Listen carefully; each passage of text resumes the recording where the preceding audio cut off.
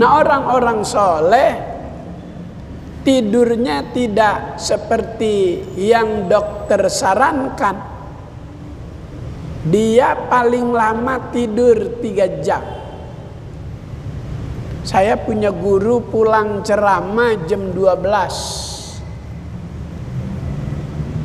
Sampai di rumah nggak langsung masuk ke rumah, dia lihat dulu santri-santri yang sudah terlelap tidur.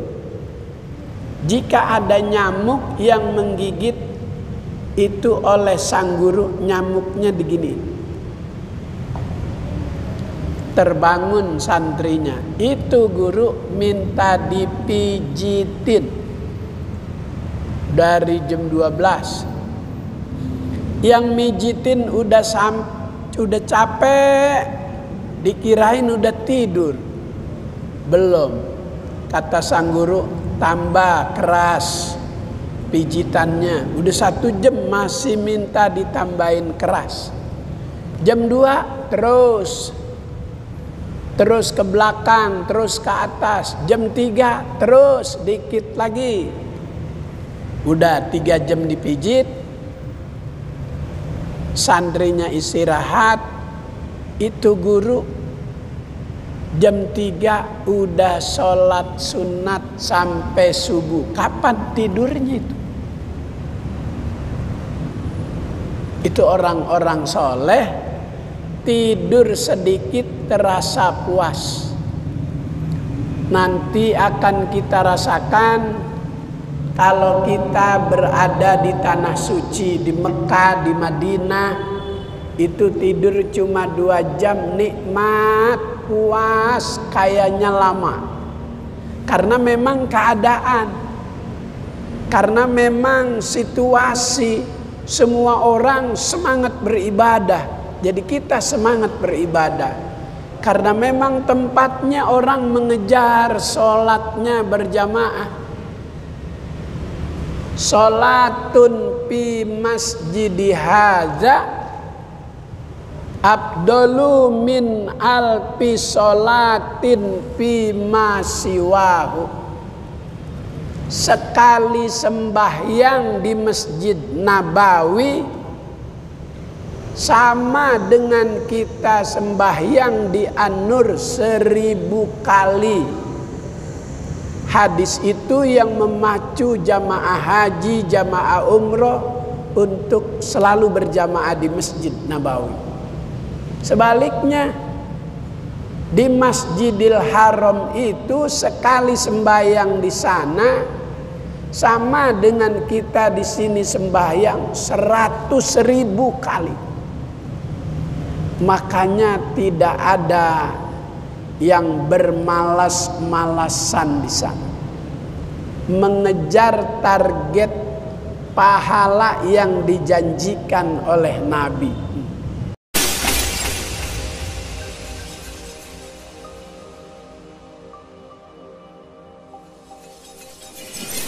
Fatihah yang ketiga buat Ketua Dewan Kemakmuran Masjid Jami An-Nur almarhum al-maghfurlah Haji Muhammad Mudakir Ustadz Said. Mudah-mudahan Allah terima amal baik beliau, ditempatkan di tempat yang sebaik-baiknya. Bibarakati muallifi hadzal kitab Sayyid Ahmad Al-Hashimi Al-Fatihah. A'udzu billahi minasyaitonir rajim. Bismillahirrahmanirrahim. Alhamdulillahi rabbil alamin arrahmanir rahim maliki yaumiddin. Iyyaka na'budu wa iyyaka nasta'in. Ihdinas siratal mustaqim, siratal ladzina an'amta 'alaihim ghairil maghdubi 'alaihim waladdallin. Amin. Masih lanjutan hadis yang ke-254. Bismillahirrahmanirrahim. Qalal musannifu rahimahullah wa adaman naf'a wa bi barakati ulumihi wa bikum fid dharaini amin. Qala rabbi israh li sadri wa yassir li amri wahlul 'uqdatam min lisani yafqahu qawli. Halaman 31 baris ketiga dari atas. Halaman 31 baris ketiga dari atas. Qala Nabi sallallahu alaihi wasallam, ala inna bani adama khuliqu ala tabaqati syai' faminhum mayyuladu mu'minan wa yahya mu'minan wa yamutu mu'minan wa minhum mayyuladu kafiran wa yahya kafiran wa yamutu kafiran wa minhum mayyuladu mu'minan wa yahya mu'minan wa yamutu kafiran wa minhum mayyuladu kafiran wa yahya kafiran wa yamutu mu'minan. Kata Nabi kita Muhammad sallallahu alaihi wa alihi wasallam, ketahuilah bahwasanya manusia itu diciptakan oleh Allah atas beberapa tingkatan-tingkatan. Tingkat yang pertama, paminhum mayyuladu mu'minan. Ada di antara tingkatan-tingkatan manusia yang Allah Ta'ala ciptakan itu lahir dalam keadaan mukmin, karena dia hidup di tengah-tengah keluarga yang imannya kuat, yang lingkungannya juga, masyarakatnya juga dikenal sebagai masyarakat yang religi, yang kehidupan sehari-harinya kental dengan ajaran-ajaran agama. Maka untuk menjaga keimanan, jika kita mencari tempat tinggal, oleh Nabi disuruh carilah tempat tinggal, carilah rumah itu yang dekat dengan masjid. Kenapa dekat dengan masjid? Karena dalam sehari kita mendengarkan panggilan, ajakan untuk ibadah sholat.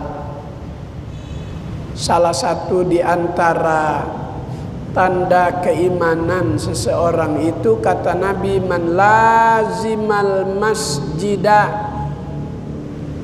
fashhad lahu bil iman. Siapa yang biasa melangkah ke masjid, melaksanakan sholat 5 waktu berjamaah, ringan langkahnya, mudah ayunan lenggangan tangannya, fashhad lahu bil iman. Kata Nabi, maka saksikanlah orang itu yang memiliki iman yang kuat. Jadi kualitas iman menjadi kokoh, kualitas takwa kita menjadi meningkat jika kita menjaganya dengan menjaga kewajiban-kewajiban yang Allah Ta'ala wajibkan kepada kita hambanya. Dalam hadis lain kata Nabi, ad-dimab tarada alaika takun a'badan nasi. Penuhilah segala kewajiban yang Allah Ta'ala perintahkan kepadamu, takun a'badan nas, niscaya engkau menjadi pengabdi terbaik kepada Allah. Maka itu yang membuat seseorang bisa lahir dalam keadaan iman kepada Allah. Wa yahya mu'minan, hidupnya juga penuh dengan nilai-nilai keimanan. As-sholatu nurun, sholat itu adalah cahaya.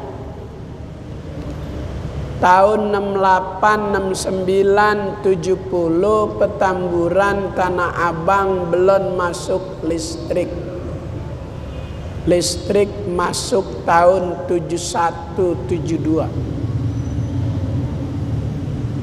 Tapi orang tua zaman dulu walaupun masjid, musola, langgar, nggak ada penerangnya, nggak ada lampunya, nggak ada listriknya, tapi dia jam 4 sebelum subuh udah jalan. Gelap, kenapa berani? As-sholatu nurun. Ibadah sholat itu menjadi cahaya. Jadi nampak bagi orang yang tekun, udah kelihatan aja tuh jalan-jalan kebaikan. Dengan ilmu terpacu semangat ibadahnya. Man shollas subha fi jama'atin faka'annama qamal lailu kulluh. Siapa yang sholat subuh berjamaah, pahalanya seperti sembahyang sepanjang waktu malam. Kenapa? Jumlah rakaatnya sedikit, 2 rakaat, tapi pahalanya mengalahkan bilangan rakaat yang 4. Man shallal isya fi jama'atin faka'annama qaman nisfal laili. Siapa yang sholat isya berjamaah, pahalanya seperti ibadah setengah waktu malam. Kalau subuh sepanjang waktu malam, kalau isya setengah waktu malam. Kenapa lebih sedikit pahala yang didapat? Sementara jumlah rakaatnya 4. Karena saat itu manusia dalam keadaan siaga, melek. Tapi subuh yang 2 rakaat banyakkan pahalanya karena sedang lelap menikmati waktu istirahat tidur. Tapi di mata para orang-orang soleh, tidurnya itu tidak sama dengan tidurnya kita. Kalau dokter ahli kesehatan menyarankan kita tidur sempurna itu 7 jam. 9, 10, 11, 12, 1, 2, 3. Atau kalau tidurnya jam 10, 11, 12, 1, 2, 3, 4, jam 4 sudah mandi. Siapa yang membiasakan mandi sebelum waktu subuh akan dijaga kesehatan. 1, dijauhi dari segala penyakit. Manfaat mandi sebelum masuk waktu subuh. Pak Guru dingin. Iya, memang dingin. Paling mandinya seminggu sekali malam Jumat doang. Itu juga mandi karena ada sesuatu yang membuat dia walaupun dingin dia paksa untuk mandi karena kewajiban. Nah, orang-orang soleh tidurnya tidak seperti yang dokter sarankan. Dia paling lama tidur 3 jam. Saya punya guru pulang ceramah jam 12. Sampai di rumah nggak langsung masuk ke rumah, dia lihat dulu santri-santri yang sudah terlelap tidur. Jika ada nyamuk yang menggigit itu oleh sang guru, nyamuknya digini. Terbangun santrinya, itu guru minta dipijitin dari jam 12. Yang mijitin udah capek, dikirain udah tidur. Belum. Kata sang guru, tambah keras pijitannya. Udah 1 jam masih minta ditambahin keras. Jam 2 terus ke belakang, terus ke atas. Jam 3 terus dikit lagi. Udah 3 jam dipijit. Santrinya istirahat. Itu guru jam 3 udah sholat sunat sampai subuh. Kapan tidurnya itu? Itu orang-orang soleh tidur sedikit terasa puas. Nanti akan kita rasakan kalau kita berada di tanah suci, di Mekah, di Madinah, itu tidur cuma 2 jam, nikmat, puas, kayaknya lama. Karena memang keadaan, karena memang situasi, semua orang semangat beribadah. Jadi kita semangat beribadah. Karena memang tempatnya orang mengejar sholatnya berjamaah. Sholatun fi masjidi hadza afdalu min alfi sholatin fi ma siwahu. Sekali sembahyang di Masjid Nabawi sama dengan kita sembahyang di An-Nur 1000 kali. Hadis itu yang memacu jamaah haji, jamaah umroh untuk selalu berjamaah di Masjid Nabawi. Sebaliknya, di Masjidil Haram itu sekali sembahyang di sana sama dengan kita di sini sembahyang 100.000 kali. Makanya tidak ada yang bermalas-malasan di sana, mengejar target pahala yang dijanjikan oleh Nabi. Keadaan membuat seseorang itu lahir dalam keadaan beriman, hidup di dalam keadaan beriman. Wa yamutu mu'minan, matinya juga bukan ditembak, matinya juga dalam menyebut la ilaha illallah. Kalau ditembak keburu nggak nyebut la ilaha illallah, tahu-tahu dus nggak sempat nyebut la ilaha illallah.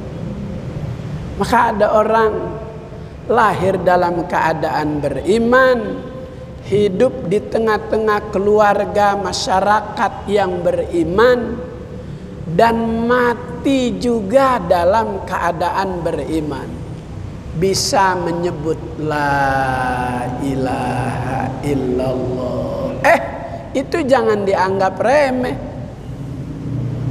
Dijanjikan oleh Nabi, man qala akhir kalamihi la ilaha illallah dakhalal jannah. Siapa yang ketika menghembuskan napas terakhir tanpa dibimbing, tanpa dipandu, dengan sendirinya menyebut kalimat tauhid la ilaha illallah, dipastikan dakhalal jannah, menjadi penghuni sorga. Mudah-mudahan kita termasuk orang yang mudah menyebut la ilaha illallah. Dan la ilaha illallah itu dalam sabda lain Nabi berkata, jaddidu imanakum biqauli la ilaha illallah. Perbaharui selalu imanmu, servis selalu imanmu.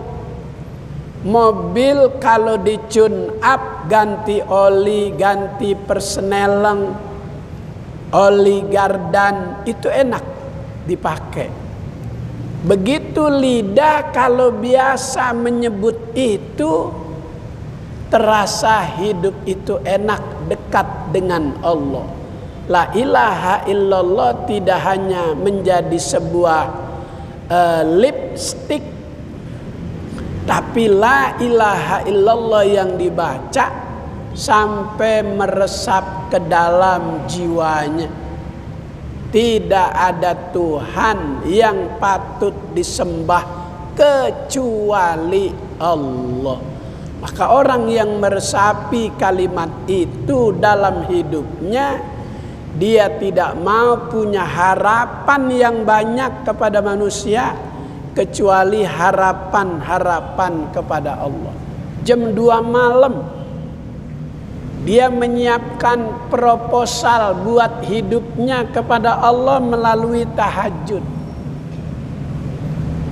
Wa minal laili fatahajjad bihi nafilatan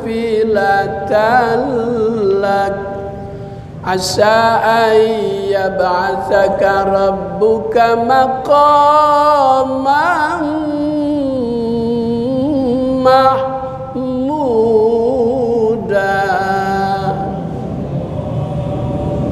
buah hikmah manfaat dari bangun malam sholat tahajud itu, mudah-mudahan nih harapan, asa ayyab'atsaka rabbuka maqamam mahmuda, Allah akan mengangkat derajat itu orang yang minta kepada Allah di tengah malam saat permintaan manusia sedikit.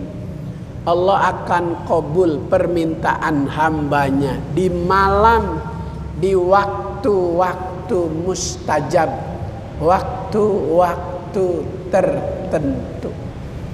Maka kelompok yang pertama lahir dalam keadaan iman, hidup dalam keadaan iman, matinya juga dalam keadaan iman. Ini yang bagus.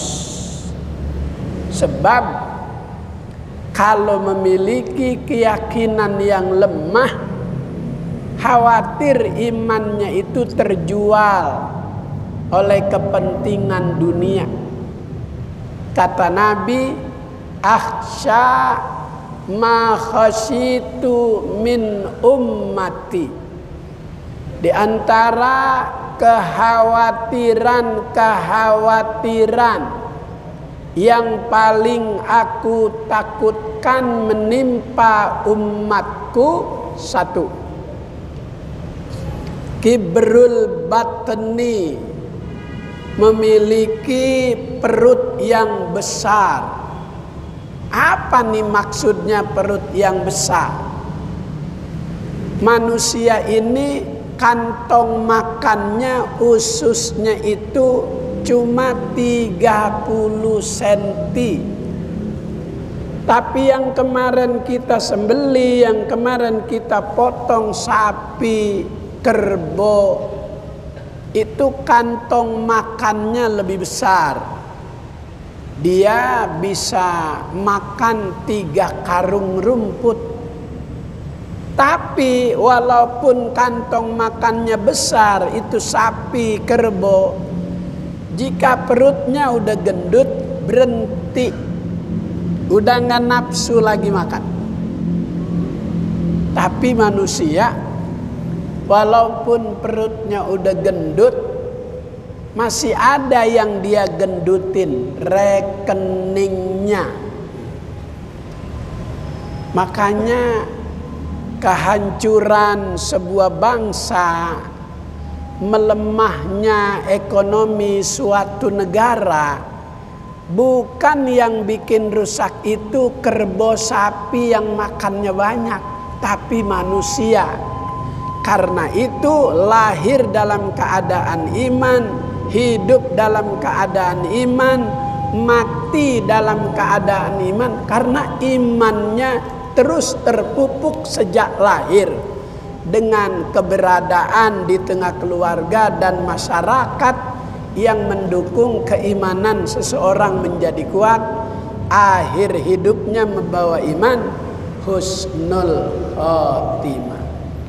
Ya Allah biha, ya Allah biha, ya Allah bihusnil khatimah, ya Allah biha, ya Allah biha, ya Allah al-Mustafa wal Murtada wabnahuma wa Fatimah, ya Allah ya Allah biha, ya Allah bihus wa Khadijatul Kubra allati hiya lil ma'ali alima, ya Allah ya Allah biha, ya Allah bihus. Jadi kekhawatiran yang Nabi paling khawatir menimpa umatnya itu, pertama perut besar, makan dari cara yang Allah Ta'ala larang. Berbagai macam cara yang penting dia bisa makan. Tidak memperdulikan haram, tidak memperdulikan kalau itu dilarang oleh Allah. Ini yang Nabi khawatirkan. Yang kedua, wa mudawamatun naumi. Nabi khawatir menimpa umatnya itu dalam hidup lebih banyak waktu tidurnya. Habis subuh tidur, bangun jam 11, makan sholat zuhur, tidur lagi, bangun jam 4, mandi, makan bakso, makan somai, habis maghrib tidur lagi, bangun isya, makan kenyang, tidur lagi. Kapan ngajinya, kapan zikirnya, kapan mutolaahnya. Itu yang Nabi khawatirkan, banyak tidur. Kemudian wada'ul yakini, memiliki keyakinan yang lemah. Maka di media sosial, yang pegang media, suka kita baca ada sebuah daerah pedalaman di daerah Jawa Barat, Cianjur Kulon, Cikalong Kulon, ada desa yang dulunya perkampungan itu muslim, sekarang udah banyak gereja-gereja. Masuk ke dalam pakai peci, pakai koko, pakai sarung. Kenapa bisa seperti itu? Wadok pul yakini, mereka keyakinannya itu lemah, gampang diwarnai dengan kebutuhan sehari-hari. Imannya ditukar beras, ditukar Indomie, ditukar beasiswa, ditukar posisi kerja, begitu. Lemah keyakinan. Dia merasa tidak akan bisa makan yang puas kalau enggak ada dari yang ini. Padahal semakin berkualitas iman, semakin tinggi derajat di sisi Allah. Jadi bukan karena harta, bukan karena kedudukan kemuliaan seseorang di sisi Allah, tapi karena iman takwa. Makanya kalau kita miskin jangan bersedih, jangan menyesali. Itu sebuah keyakinan, seharusnya Allah sedang proyeksikan kita jadi orang kaya nanti.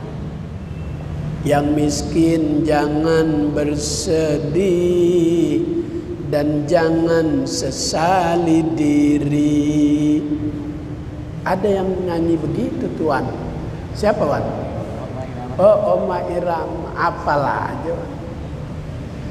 Yang kaya janganlah bangga dan jangan busungkan dada. Jangan sombong. Kalau emang kita punya harta di atas orang-orang lain.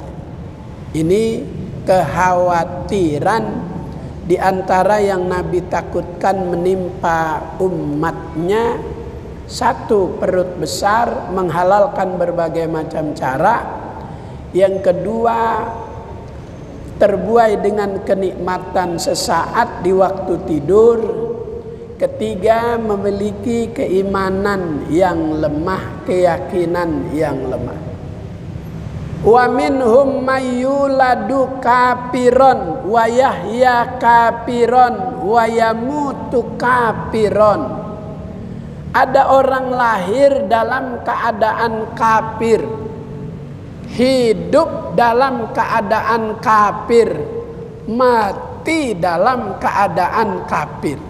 Kalau tadi lahir dalam keadaan beriman, hidup dalam keadaan beriman, mati dalam keadaan beriman, tingkatan ciptaan Allah manusia kedua lahir dalam keadaan kafir, hidup dalam keadaan kafir, mati juga dalam keadaan kafir. Kalau kita baca surah Al-Bayyinah yang Ustadz Musahwan sering baca ketika sholat isya, kita ditanamkan keyakinan yang kuat oleh Allah. Innalladzina amanu wa amilus solihati ulaika hum khairul bariyah. Kata Allah, orang-orang yang beriman, beramal soleh, beribadah kepadanya, ulaika hum, mereka itulah khairul bariyah, sebaik-baik manusia. Ustadz Musahwan lanjutin lagi tuh. Innalladzina kafaru min ahlil kitabi wal musyrikina fi nari jahannama khalidina fiha ulaika hum syarrul bariyah. Kalau yang amanu wa amilus solihat khairul bariyah. Kalau yang innalladzina kafaru syarrul bariyah, sejelek-jelek manusia. Kita aja marah dibilang jelek sama manusia. Padahal kita udah pakai pakaian yang bagus, tapi masih ada orang bilang penampilan lu jelek hari ini. Marah kita. Ini Allah yang bilang.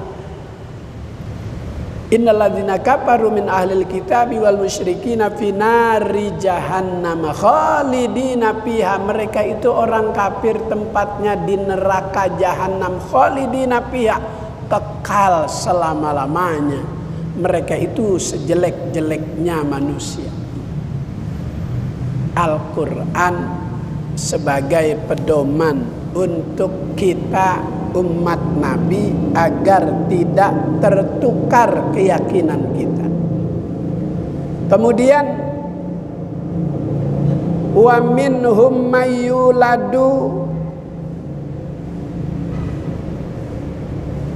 kafiran wa yahya kafiran wa yamutu mu'minan.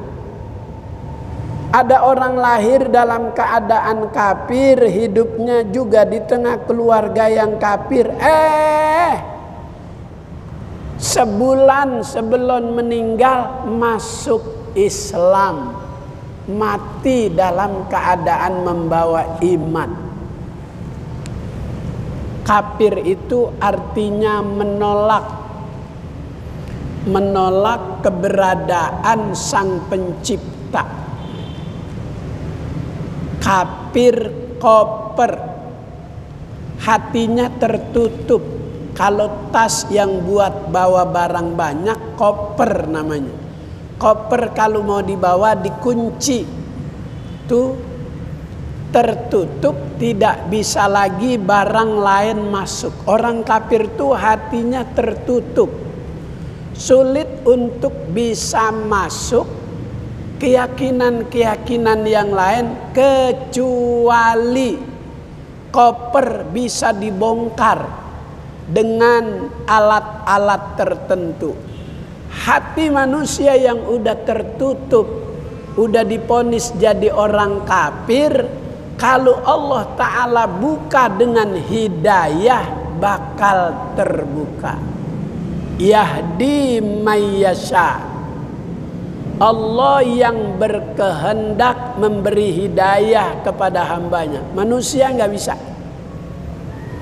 Allah tuh yang memiliki kekuasaan untuk merubah hati manusia.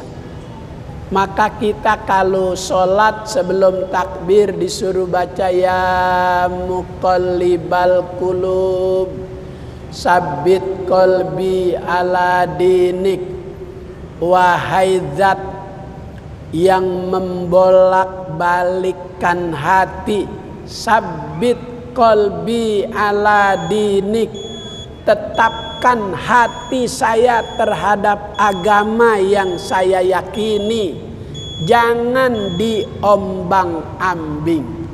Setelah kita baca itu, Allahumma sabbit qalbi ala dinik, baca lagi kul a'udzu birabbin nas, malikin nas, ilahin nas, min syarril waswasil khannas, alladzi yuwaswisu fi sudurin nas minal jinnati wan nas. Baru niat usolli fardal isya arba'a raka'atin mustaqbilal kiblati adaan ma'muman lillahi ta'ala. Allahu Akbar.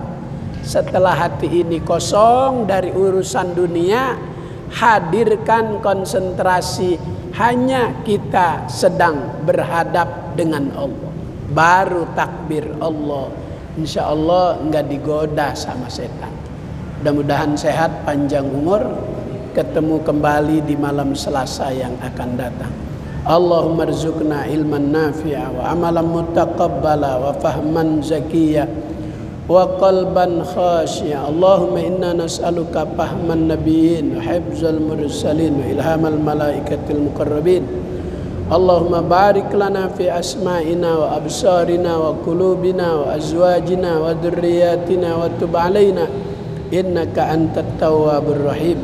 Sallallahu ala sayyidina Muhammad wa ala alihi wa sahbihi wasallam. Walhamdulillahi rabbil alamin. Wassalamualaikum warahmatullahi wabarakatuh.